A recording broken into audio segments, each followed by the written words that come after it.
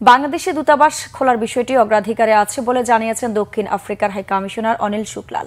জানান, চলতি বছর অক্টোবর মাস থেকে ই-ভিসা চালু করছে তার দেশ। দেশটিতে থাকা অবৈধ বাংলাদেশি সহ আনডকুমেন্টেড অভিবাসীদের বৈধ করা হবে বলেও জানান তিনি। রিপোর্ট করছেন ইমরুল কায়েস।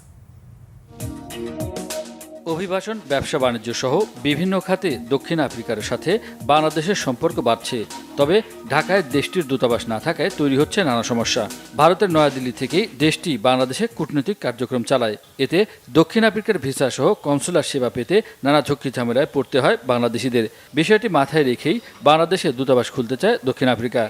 সম্প্রতি ঢাকায় এসে এক সাক্ষাৎকারে তথ্য জানিয়েছেন দেশটির হাই কমিশনার অনিল শুক্লাল। পরিকল্পনা থাকলেও অর্থনৈতিক কারণে বাংলাদেশে দূতাবাস স্থাপন করতে পারেনি। তবে অর্থনৈতিক অবস্থা স্বাভাবিক হলে বাংলাদেশে দূতাবাস স্থাপন করা হবে। এটি আমাদের অগ্রাধিকারে আছে। অক্টোবরের মধ্যে আমরা ইলেকট্রনিক ভিসা চালু করব। বাংলাদেশিরাও এর সুবিধা পাবে। সরাসরি বিমান যোগাযোগের চিন্তাও আছে। আনডকুমেন্টেড বাংলাদেশি সহ প্রবাসীদের বৈধ করার কথাও জানান হাই কমিশনার। শুধু বাংলাদেশি নয়, অনেক প্রবাসী অবৈধ হয়ে পড়েছে। আমরা তাদের বৈধ করছি। বাংলাদেশি সহ সবার নিরাপত্তা নিশ্চিতে কাজ করে সরকার। তবে বাংলাদেশ দূতাবাসকেও এক্ষেত্রে প্রোঅ্যাক্টিভ ভূমিকা পালন করতে হবে। দক্ষিণ আফ্রিকার বিস্তৃত কৃষিভূমি লিজ নিয়ে খামার করার ক্ষেত্রে বাংলাদেশের বিপুল সম্ভাবনা রয়েছে বলে জানান তিনি। ইমরুল কায়েস, বাংলা ভিশন, ঢাকা।